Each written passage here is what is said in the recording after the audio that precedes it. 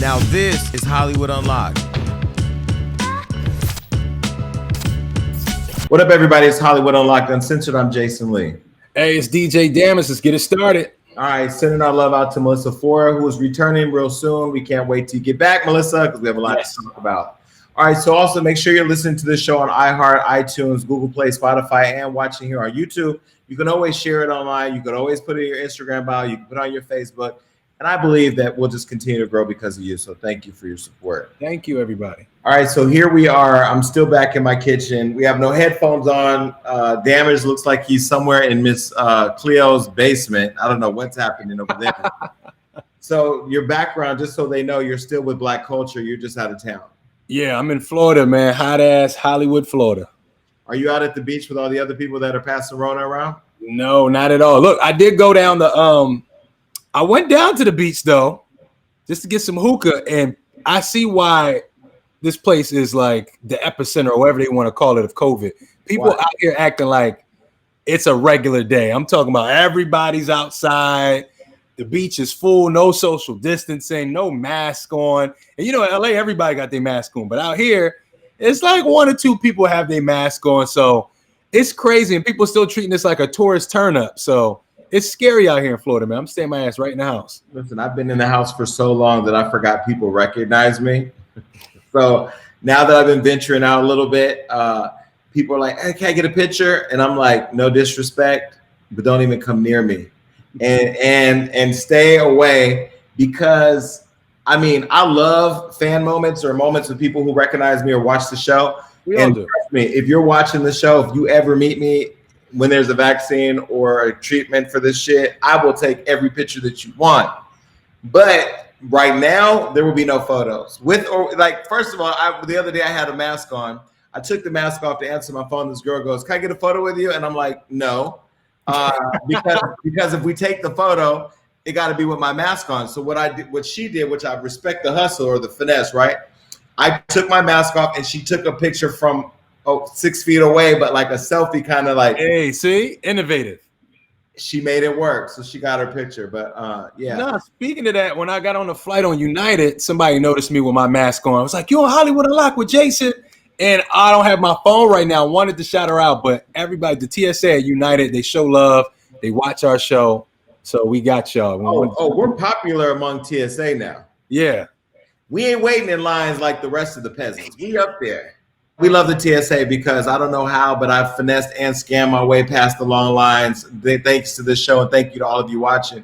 And speaking of scammers, we're talking to somebody today that I know most people are going to be like, you guys don't talk to rappers that aren't, like Drake and J. Cole and whatever. But I do believe, like, in knowing why we built Hollywood Unlocked, we do want to interview people who are on the rise before they become the Drake and J. Cole, because we want them to remember us when they make it. And there's actually a rapper that I connected with recently on the Black Lives Matter stuff, but I've also been watching his reckless lives, and he has a reckless ass mouth, but he also believes in being involved with protest, charity, and all those things. His name is Guapdad 4000. Are you familiar with him? Yep, I'm familiar with him. He was on the Dreamville collaboration album. He does a lot of songs with Buddy and Smino and a lot of the popular kind of, you would say, underground dudes, but he gets a lot of respect. Yeah, no, he's talented, and I like the music that he's been doing, but more so I like the fact that he's not out promoting, doing a bunch of lean and just the shit that I don't know. I like the fact that he's abnormally normal, and he's reckless, and he's with the times, and he's talented. And he's a former scammer, which is very funny, bro. And he's from Northern California, where I happen to be from. So I got to show love to the hometown. So he's here, and we might as well just talk to him now. Let's get to it. Listen, my dad. So look, I typically don't call another grown-ass man dad outside the bedroom, so this is going to be different. It's definitely a first. Guapdad. Now, let me tell you, you're from Oakland, right?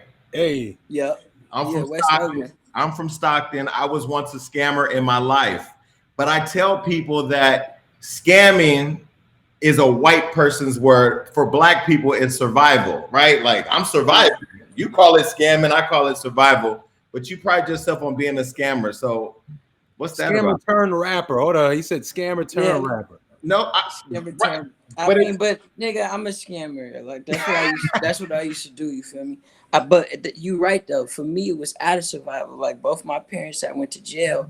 My grandma had cancer. It was like nigga need to figure something out. And if I was 2 generations ahead of me, I probably would have been selling crack. But I don't know anybody that's smoking crack anymore.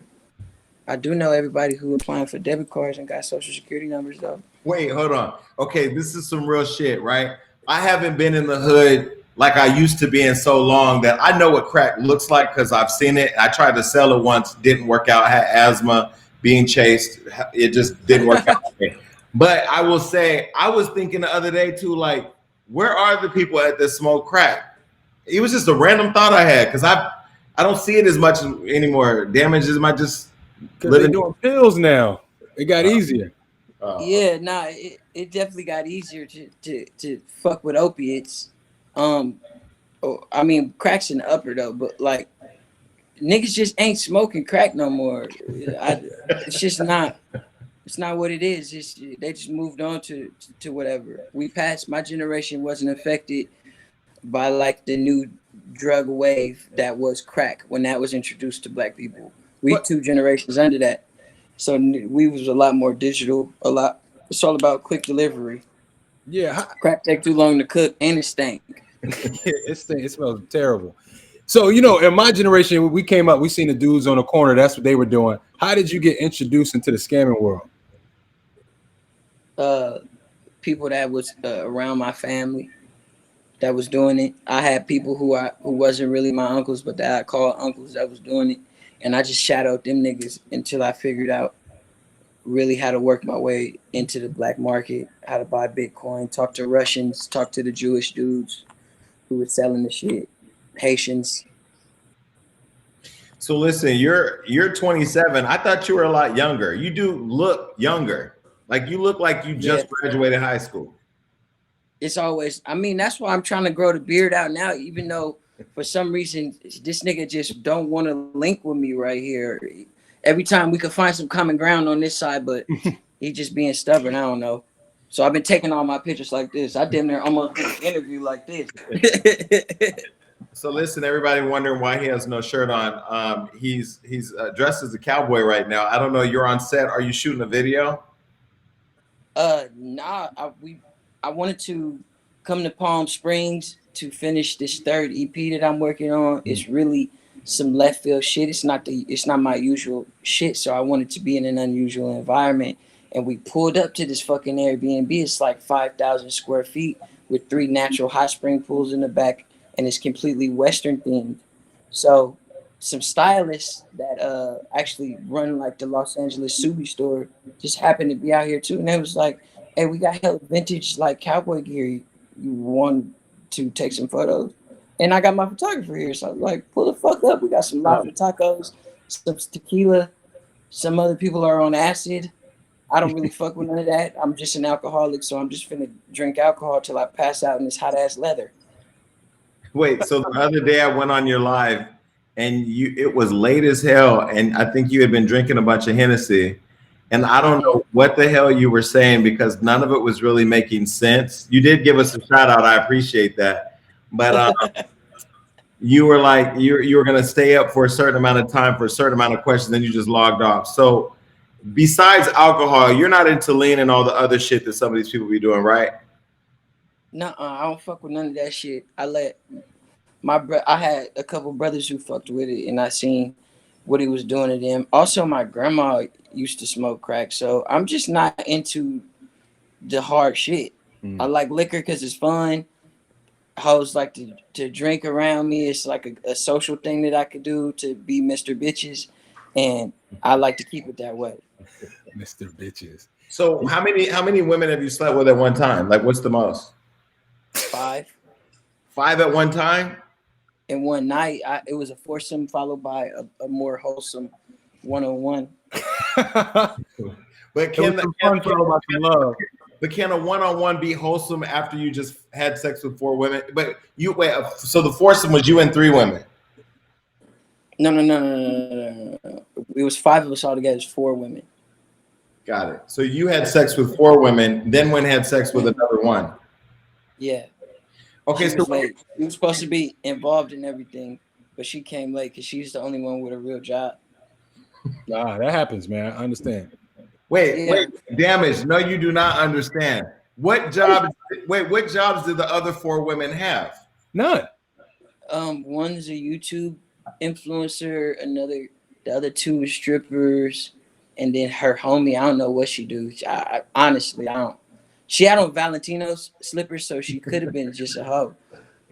Jason, entrepreneurs. That's what they were. Yeah, I mean, yeah. Yeah. They were made bitches though. They paid. Big entrepreneurs. Clearly, what he's showing you is he didn't care what the fuck they did. He didn't ask what they did. So let's switch gears really quick, because I know everybody at this point is just like, what the hell is Jason and Guapdad talking about with this spicy fivesome? And everybody knows I've been trying to get closer to the Lord, so all my sexual shit, I'm gonna just put it over to the side for another day. But no, I think one of the things is I'm just glad that I'm at a church people are the nastiest niggas. Oh, trust me. When I was younger and I went to church and they said, "Okay, now it's time to get on your knees," I was like, "Hold on." Bad joke. Bad joke. Bad joke. Bad joke. The first girl who like sucked my toes and ate my ass was pastor daughter. They be the ones. Okay, so look, okay. Before we transition to a serious topic, since you brought that up, so we had an R&B artist on the show once who said not to ever say his name again. It was so low key like a threat. Anyway, Tank said that he had his salad tossed before. Why do you feel like more black men just aren't open about the things that they like? Why are they afraid? I mean, because the generations above me was so much more like overtly masculine, and it was all about proving it. And me personally, I don't got nothing to prove. I like what I like, and if also it's also based I don't want to go too deep in it, but it's also based on people looking at being gay as like a sign of weakness. With that type of thing, so niggas never wanted to even, because that's the whole no homo thing, you know what I'm saying? Like no homo, I'm tripping, but like I don't give a fuck about none of that shit. Like, pussy, it don't change it. If what's attached to that vagina, she won't lick what she won't lick, and a nigga like you, 5 of them gonna do it. Wait, so Little B, you're friends with Lil B, right? Yes. Isn't Lil B damaged, please, for the people that are of the 2 generations beyond him, like you just mentioned? Little B is Little Bass God, am I right? Yeah, the OG from Oakland. Right. Now, didn't Lil Bass God, he had it now, I think he trolls with the gay shit though. Is he gay or not gay? Is it like a marketing thing? Because I never really understood that whole I thought it was trolling, but then maybe I saw a tweet where I was like, okay now. I think the crazy thing about Lil B is it don't even matter if he was gay or not. He always gonna be Lil B. He either way he gonna make the people that like are using the word for saying he was gay, and his fans. Some of the I'm Gay mixtapes, he got all the slaps. Wait, he has a mixtape called I'm Gay? Yeah. Oh, well. Yeah, no, he got hella songs say out that I'm gay, a mixtape called I'm Gay. I don't know if he's actually gay or not. I don't think he is. Like you said, I think he's challenging that mindset of, like you said, being called gay or perceived to be gay as being weak. I think the same as with Tyler, the Creator. I don't know if Tyler's gay or not, but I hear him do some features with some hardcore rappers, and he throwing some questionable lines in there. That nigga's gay. I wouldn't know, Jason. He's dating Jaden Smith. Jaden said that's my boyfriend. I don't care what them niggas say. They can come back now and say, "Oh, we were just trolling." Nah, y'all was sucking dick. That's what y'all were doing. That's their business. But do you think the reason why I can only speak on my own penis activities? Yeah, I need to follow that lead. All right, so let me ask you, do you think that in this generation though that hip hop is ready for an openly gay, real gay rapper, not just a troll gay rapper? I think Lil Nas X is actually hella gay, and openly so. If you look at his photo shoots, his whole booty cheeks almost be out. That's pretty gay. I don't know how. I don't think it, like any more naked male body than that, and that's just like HBO porn. But do you think, I mean, he's had the one hit song yet. Do you think though that like we're ready for a gangster rapper who says he's gay? Probably not. I mean, maybe if it's just they would have to come out that way though. So then niggas would hear it and be like, man, this shit slapped though. Because if it was somebody who was like a coming out the closet situation, it's just too much of a catalog to be like, well, what about all of this? Right. I love these songs. I killed my own enemies to your songs. Right. And you was talking about fucking bitches afterwards. Right. Why would you lie to me? You know what I'm saying? So it would have to be a new nigga that just came out. It was just like, hey, I'm gay, but I'm also nigga got the chopper on me. So what's happening? Right. You get chopped down either way you look at it. Enough jokes. All right, so let me ask you, because you know I recently met Russ not too long ago. You guys had your thing on the internet where you guys were involved in a fight. It reminded me of the time. Yeah. It reminded me of the time that Floyd fought Ortiz and he punched him at the bell, and everybody was like, "Oh, that cheated. You cheated." And Floyd was like, "Nah, like the number one rule of boxing is always stay ready, right? Like always be ready." Mm-hmm. Where are you guys at now? For one, I'm way more ready to take on a rapper and his entourage, more so just take on a rapper entourage than I was at that point in time. I still have absolutely no type of love, remorse, or forgiveness for Russ in any way. I wish I wish a very painful death upon him and whoever loved him. Damn. So there's no way we can reconcile this situation at all. No, for what? We was never friends in the first place. He's in hip hop. I made a line about his presence in hip hop because it is an interesting case study. He looked at it as a diss, even though I had reached out to him and was like, yo, I just talked about it. This was the line. It's not a diss. So I don't want you to take it as that way. In the first interaction we had personally, he told me he wanted to talk. Next thing I know is 12 Africans trying to hit a nigga in the face. So I don't got nothing to say to him. We got a lot of friends in common, like Jid fucks with him, and he was trying to like do some mending of the situations because they had a pre-existing relationship. And I don't give a fuck about none of that shit. I don't fuck with that nigga and never will. It would make you feel some type of way that you got somebody you're so close with, like Jid, that still keeps that relationship, being that you feel so strongly about how you feel about him. No, because that's my business, and they knew they had their own thing before we even got together. That'd be petty of me to be like, hey, nah, you know I don't fuck with that. He not going out of his way to be like best friends with this man either. So it's just like they got a pre-existing work thing, and they kind of cool in real life, and that's fine. Because we in a type of occupation where business is always mixed with some personal shit, whether you want it to be or not. And honestly, I would love my friends to be aligned with a white man that sell records anyway. That's a forever bag.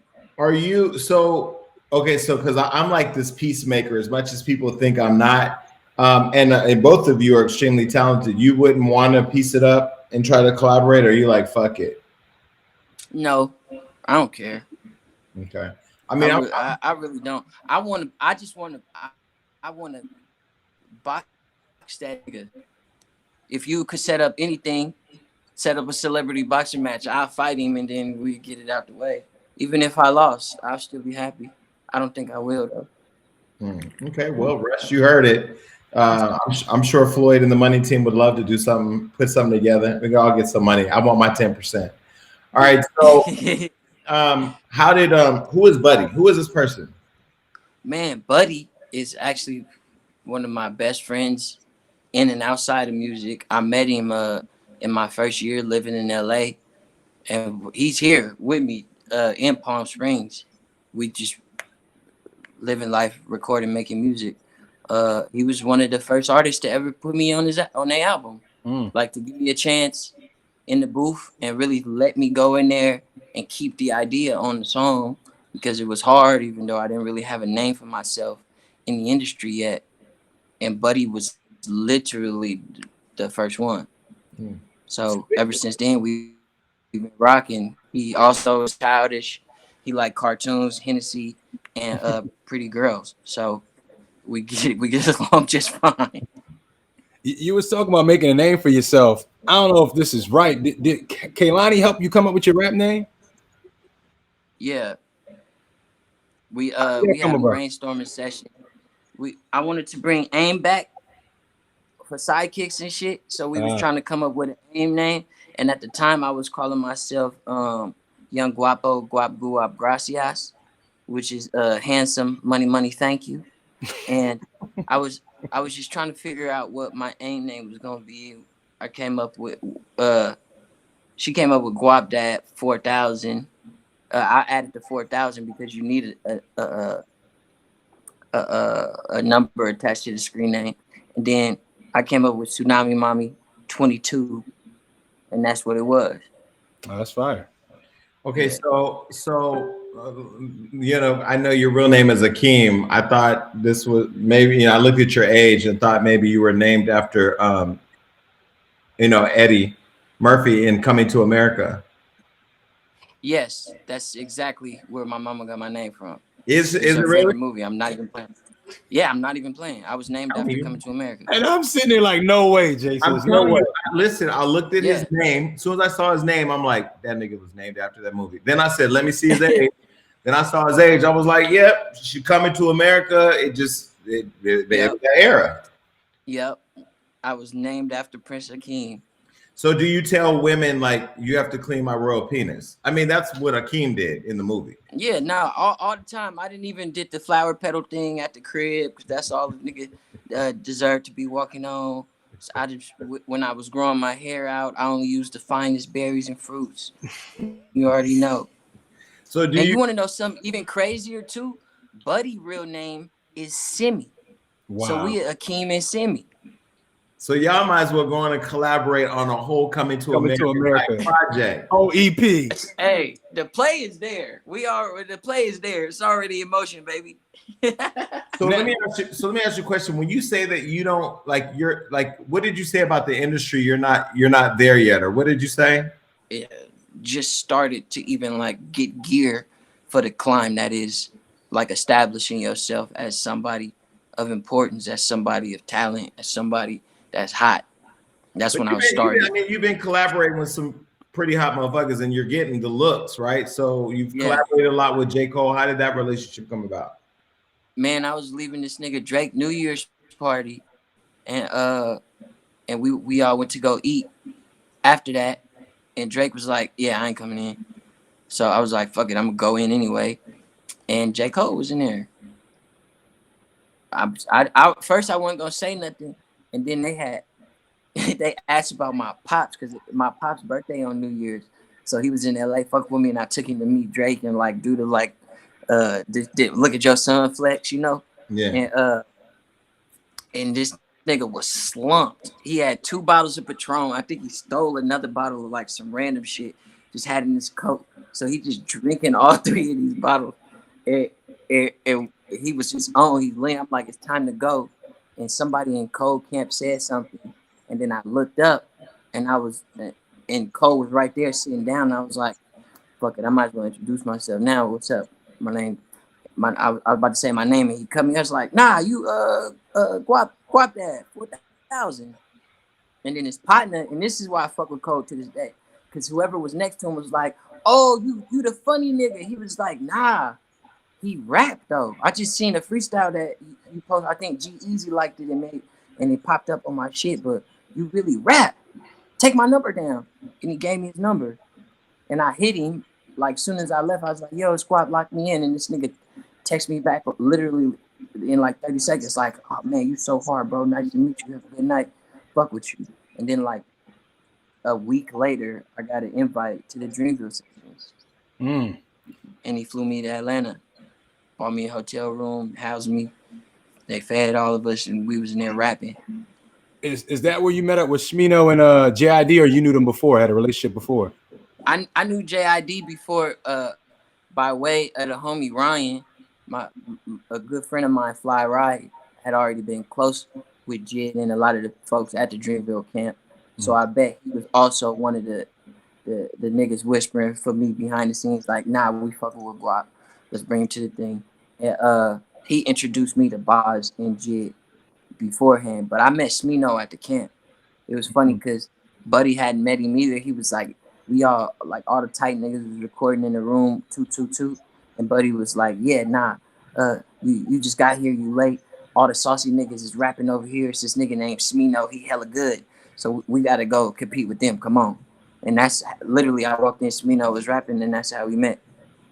No, that's fire. And I'm glad everything came full circle like that. You know, you already had somebody you knew in the camp, somebody in J. Cole's right hand knew you already. Guapdad moves around. I don't know if you remember, you popped up at my birthday one time, man. I was like, damn, we got Guapdad in the building. Little man. Where at? It was in the hills, in the valley, in LA. It was around October last year. Probably 2 years ago. Who was I with? You probably knew the people from Ghost. They some songwriters. I don't know. You came in with somebody. Yeah. My dog. He didn't come to any of my shit. My shit was lit. So I don't know. Yeah, he came to my pajama party. Yeah, bruh. This girl jacked me off in the bathroom there. See? By the door. That bathroom by the door. Okay, you can't just be randomly going to people's birthday parties and getting jacked off on now. I don't even know if jacked off on is even the right terminology. That's definitely not. I was jacking off on her by way of her own hand. Well, let me go back and ask. So, J. Cole, how did you meet Drake? We'll get back to the jacking off in a minute. How did you meet Drake and build a relationship with him? Because I remember Drake before he was where you are right now, when he was trying to rap but he wasn't on. How did and he's a private person, so like he's not the easiest person to build a relationship with. I seen Drake had followed me and liked a couple things. He even went so far as to comment on some shit. So I was like, damn, that's crazy. That's Drake. And me just being drunk in the studio, I shoot shots, man. Like, I reach out to niggas, especially if I feel like we can make some type shit or we just might be friends. You know what I'm saying? Like, if I fuck with a nigga, I'm going to say something, show love. And I originally was going to hit him like, yo, man, if you fuck with the flavor and just do the thing. And I didn't. And one day I'm drunk in the studio and he posted some OVO chains and one of them was pink. And pink and yellow, my favorite colors. So I was like, oh, man, that's hard. And then we started talking about the chain. And then I realized that I was talking to Drake. And I was like, oh, okay. And then there's a documentary on Netflix called Wild Country. And it's about this really bright Indian dude who becomes like the leader of what they considered a cult. And he started like a type of rethinking revolution and had this big following and moved out to Oregon and made his own city. And Drake was like, I was watching that dude and realized that that's you the Bhagwan. That's his name, the Bhagwan. And I was like, that's crazy, nigga, because I just had watched the documentary a couple of days before. And I feel like that I was that nigga because he bounced out in the fur with the Chanel glasses and he could talk and 300,000 people would listen and get money from white people. So I didn't see no difference. So how does it feel when you're validated by veterans like him and J. Cole? I mean, honestly, being friends with Drake and him liking songs, telling me shit is hard, giving me advice, rapping with J. Cole. After that, literally leaving because it went Drake then J. Cole in terms of order. It was I ain't needed nobody approval since. So who are some of the other rappers that you want to collaborate with or artists in general? And if I could ever get Andre 3000 to realize how much he mean to everybody in my generation, I would love to have him resurface on some things. Um, Big Boy as well. I would love to work with anybody from Outkast. I really like CeeLo. I would try to get something. I want to do something with Jeezy. I want to do something with Ross. I kind of really want to do something with everybody. Mhm. Pharrell. If I could get some beats out of Pharrell or Chad or both, that'd be clean as fuck. Cardi B is tight. I feel like we can make some crazy shit. I feel like me and Megan Thee Stallion will make probably the nastiest song ever, and I think that'd be pretty tight. Um, who else do I really like?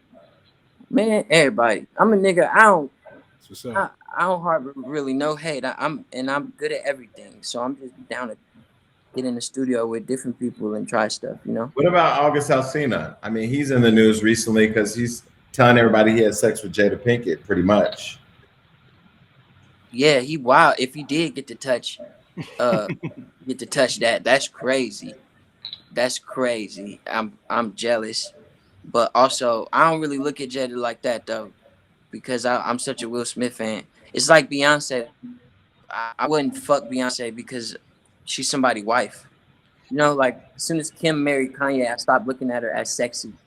Right, but that's what So that's what I liked about you when we had our first initial just a private call. I feel like you're lit. You're in this generation of rap and music, but you also seem to have like some level of respect and boundaries, and I kind of feel like that's missing with a lot of people because, like as you said, I mean, Jada is a whole wife. She's a whole mother. So I don't even understand. As much as I love being in people's business, I don't even understand dude for coming out and telling that private information. yeah, like it just feels mistimed. Mind you, I don't know him. Would I work with him? Yes, I feel like he's a super talented dude, and I know a little bit about his story just from like Twitter threads and shit. And a lot of the shit that's happened to him is damn near deserve a movie. Um, and he was tight. He had his moment like my brother. Yeah, it's a typical light skinned nigga only listen to pure R&B and like Jacquees and shit. And before Jacquees, it was August Alsina. So I heard a lot of his songs. I obviously know a lot. I'd work with him for sure. I can't speak on why he would decide to come out and do somebody mama like that, but he maybe feel that that was something he wanted to get off his chest. I don't know. That's his own decision as a man. So have you had sex with any celebrities that we know? Uh, yeah, but I'm still fucking them, so I don't want to name drop. But It's too early, Jason. All right, it's cool. too early in my career yet. All right. When I be Quincy Jones, I'll give you the exclusive. Okay, yeah, just text them to me. All right. So really quick, switching gears. I think one of the things that led me to really want to have this conversation because we've had good talk all over the place today is just your passion for what's happening with the Black Lives Matter movement and the response to the death of George Floyd. I know you've been active. I've been on your Instagram and have seen that even before George Floyd, you were active about it all. How did that impact you, and what are you on now? Man, for me, honestly, I've been waiting on some shit like this because I'm from Oakland, bro. I'm from West Oakland. My grandma was dating and dealing with Huey P. Newton and the Black Panthers. Like, I come from a family of black radicals. I'm not for the peaceful protesting in general. Like, anger this shit done. Really. That's how all uprisings are completed to where they get the results they want. When you fuck up the circulation or the system that white people use. So for me, just marching in the streets was never my thing. But when Oscar Grant died and niggas was trying to go fuck up City Hall, downtown Oakland, that's when I popped out. That's when I put on my all black and went to go allegedly do things. You know what I'm saying? So with this, when this shit happened, and I realized that it was other people who felt like me and was just so fed up with this shit. I remember I went to one peaceful walk, and I came home and I cried because I was talking to myself, monologuing with my mama in a room, and I realized I'm 27 years old, and for every year I've been here, police been killing niggas that look like me. There hasn't been a year off for my whole life on this planet. That's the most depressing shit I ever heard. I ever felt. You know what I'm saying? It was like it's I was born into it being a normal thing. It's all I came I was born after the NWA shit. It's like fuck the police has always been a thing. This has always been a problem. So the thing where I'm trying to pivot now is to inform myself so I know how to move after moving in acts of rage. Because I'm still for rioting and looting. Trust me. I don't give a fuck what headline nigga put over that. I'm never gonna take back those words. But it needs to be things after that. And I personally don't know how to navigate that space yet. I'm trying to inform myself to do so. As a young black man, have you had that bad run-in with the police? Because I feel like we all have one story to tell. Have you had a really bad run with the police yourself? Yeah, man, I'm talking about normal traffic stops. Niggas putting a shotgun to my stomach, calling me boy. I done had my neck kneeled on, thrown on the ground for no reason. I had a police officer pull me and my brothers off the bus. And so Off the bus and slam us on the ground. With Oscar Grant, did they ever lock up all those police officers? Because I don't believe they did. Man, he did some jail time. That was it. But not all of the police officers, right? Because I think one of the conversations that people are having right now is it's sort of like if I'm in the car with you and they pull us over and you know there's drugs in the car, we all going to jail. So what's the difference? Yeah. I feel like if you're a police officer and you're there while another police officer is using excessive force or kill somebody, you all should go to jail. Accomplice can be in charge, aiding and abetting. What's the other one? We act like you didn't. Ignorance of the law is not an excuse to break it. So that's what the police would tell me.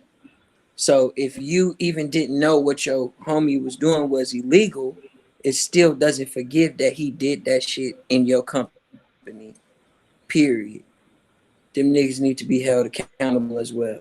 So what message do you want to say to some of your peers or some of the other, rappers in your generation in terms of their responsibility to use their platforms, maybe similarly to the way you did in speaking out against social injustice? I tell people like this.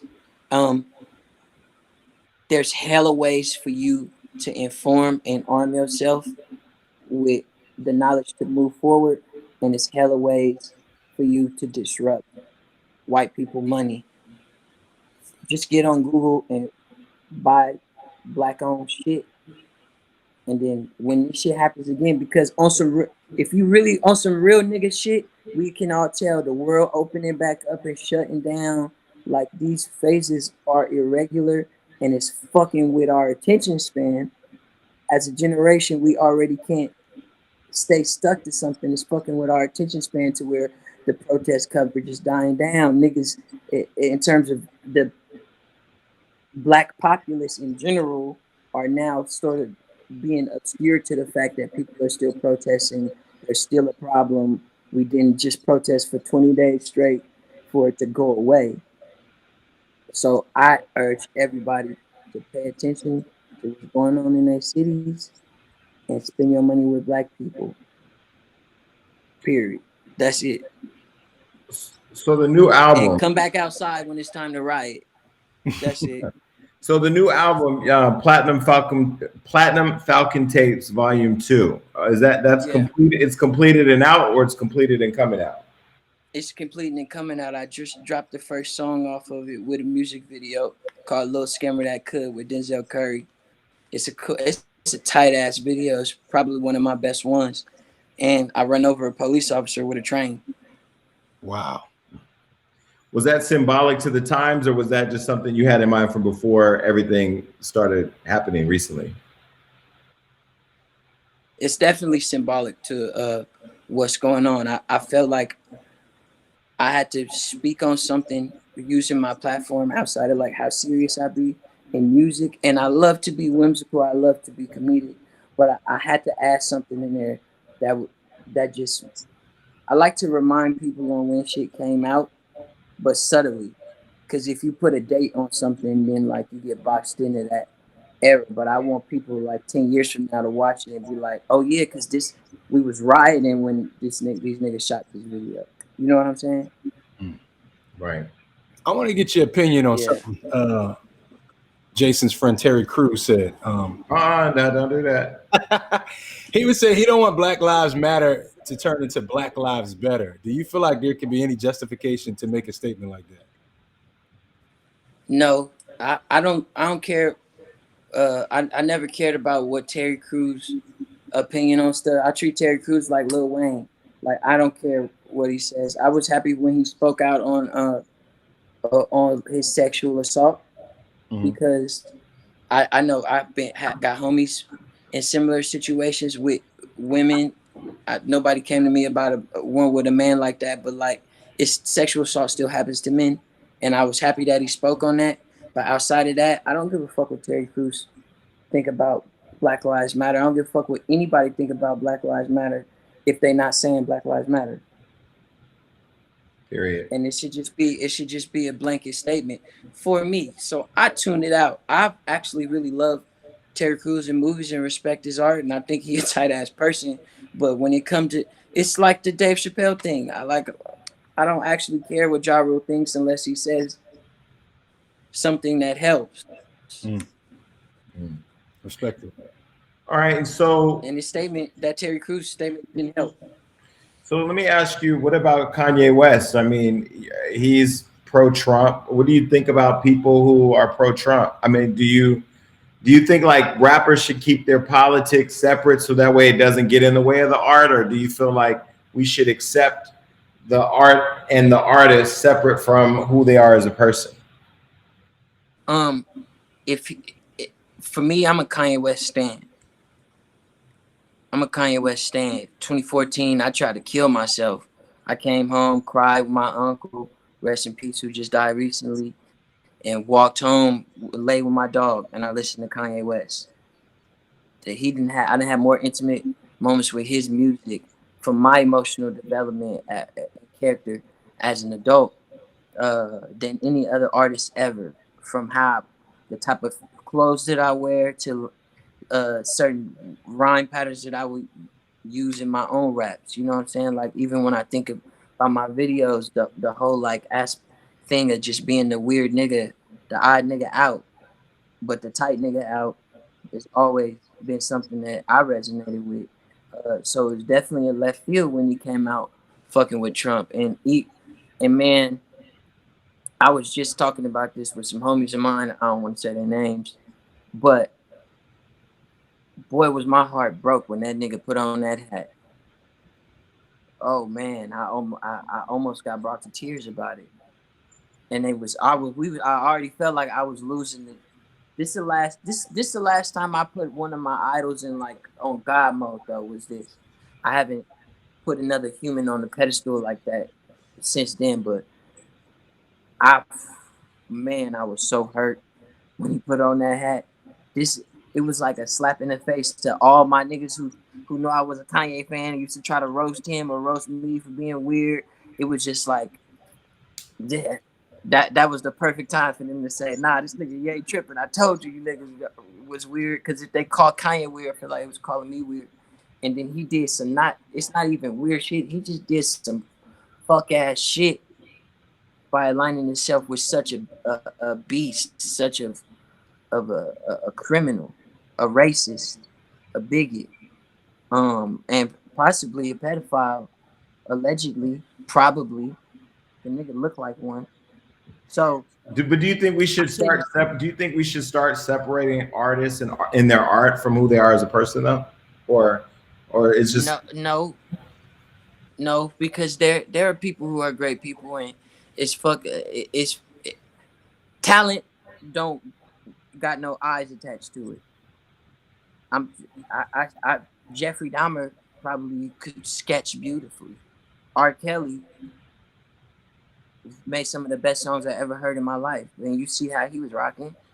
You know Well, what I'm saying? I mean, No. I'm sure R. Kelly was using water paint. That's horrible. That's horrible. Yeah, and Crayola. Gonna get Yeah, attacked. you I'm see gonna what get I'm saying? attacked. Like that's why you can't separate it, because now I can't listen to those songs, and I would have never supported a nigga who was rocking like that Right. if I would have known. Like, if it's cool for Kanye West to say I'm a black conservative. I got conservative aunties and they align with different things in politics.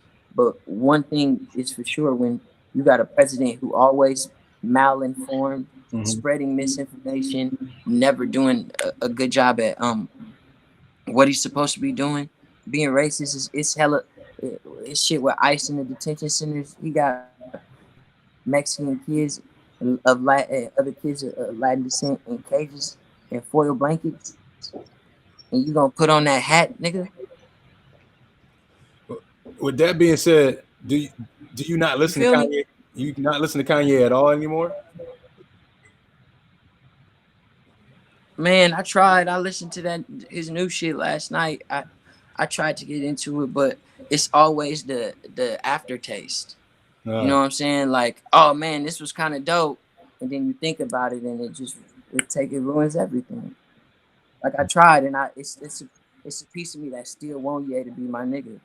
Swear, it's gonna forever probably be that way, like a toxic relationship. You So don't when always want to give somebody hands in the back of your head. You know what I'm saying? It just might not be it though. when it's all said and done, what do you want your legacy to be? Man, I want to do what Kanye did for me before he put on that hat for everybody. I feel like I represent a real specific demographic just in terms of where I come from, being a Oakland creative who able to make music with all these crazy artists outside the Bay. I'm in the anime. I draw and paint. Like, my vocabulary is extensive. I'm super smart, but I'm not a street nigga. I'm a hood nigga, but I'm not a street nigga. I don't want to be. You know, I feel like it's millions of niggas like me out there, and I want to inspire them to do what I'm trying to do with my team. So your project that's on its way, Platinum Falcon. You know, before we end this interview, anything the fans can look out for? Any video releases? Any visuals? I know COVID's got a lot of things locked down, but can we look forward to something? Yeah, I mean, I'm dropping a song every Friday, Falcon Fridays, and then at the end of the 5-week, 6-week period, that'll be compiled all into Platinum Falcon Tape Volume 2. I might be calling it just Platinum Falcon Returns though, but it would be Volume 2 of the Platinum Falcon series. Yeah. Okay. And I'm rapping on there. This time I'm really rapping. I'm talking about what's going on, but like the shit slap because I'm tight. So I got the homie Deontay on there. We got Denzel Curry. I got one with Boogie that's crazy. I'm being real melodic and real musical. Like, you could still play a lot of this shit in the summertime. Did you put 6 9 on? That's where the Six fuck we nine gonna on end it? up. Is 6 9 on the album? No, I'm actually allergic to rat fur. I can't even be near it without breaking out. I just wanted your I just answer. start sneezing and everything. I just wanted your answer. I knew that he wasn't on the album. What do you think about rappers who are choosing to collaborate with him? Do you think do you think it's desperation? Do you think what is it? I thought it. I love Nicki Minaj. Pink Print is in my top 10 favorite rap albums of all time. I loved Pink Print. I didn't like the song they did together, and I also didn't like the fact that she did a song with him. And I didn't even listen to it. But as a titty man, I watched the video on mute so I could see what the fuss was about, and I was happy that I did that. But she's allegedly pregnant now and she's engaged, or married. She's married, so you can't watch a married woman's titties. I mean, I don't look up to her husband like I look up to all the other husbands of the married women. Okay. That was my main thing. But like, if and she ain't even been married yet. We don't know what this nigga gonna do. All right, well, listen, definitely. No, I wish her the best success with her baby and childbirth and marriage. But she put them titties on out there for a nigga to look at while she's not none of that yet. So that's definitely what I wanted to go do. I would never have done a song with 690, and I just read an article that song had set the record for the biggest drop on Billboard after being number one. Yeah. There's never been a song that tanked farther or faster from after being number one since that one. And I think that's very telling of the move. He said he's allergic to rat fur. I can't. Like, where did you even think of that? Okay, so look. Because I am. Soon as it come around, I just start itching and like my brother allergic to it too, but his allergic reaction is letting the chopper spray. So let's hope that don't happen. Yeah, let's leave all the chopping. Let's leave all the chopping alone. Let me tell you something. I remember when I started Hollywood Unlocked, and we're having a lot of conversations like, what genre do you want to follow? Like, do you want to follow pop? Do you want to follow hip hop? I said, man, listen, I don't smoke weed. I don't like studios, and I'm definitely not trying to get sprayed with nobody's chopper. So I'm going to sit over here with the pop shit and the R&B, you know? But, you know, I like a bad boy, so sometimes I'll dip in the lane. But once they start talking about pulling out choppers, I'm out. I ain't got time for that. Yeah. I like to generally keep the choppers out of my hands, but you can't help but be in the vicinity of such when you from Oakland. So facts. All right, well, listen, stay connected, and we're gonna keep following you. We follow you now on the gram, so we see when you go live. I follow y'all back. We see when you go live after a pint of Hennessy or a fifth. I don't know what you're drinking, but that shit was funny. And I love your personality, man. Just stay positive and you know, keep doing your thing. A lot of people, respectable people in the game, fuck with you. So I'm hoping that people just grow with you. And I remember seeing Drake on MySpace, and then now look at Drake. So like, you know, people who work hard and got talented, the only thing that takes you from where we may be and where Drake is time, you know? Period. And I got a lot of that. Well, good. All right. Well, we're here for you, brother. Just keep in touch. Man, I fuck with y'all, man. Thank y'all so much. Keep killing, bro. All right, cool. We're out. Peace. What up, YouTube? Thank you for watching this reckless show. Yeah, and hit that subscribe button, and don't forget to hit the notification bell. And also don't forget to share and leave a comment because we are reading.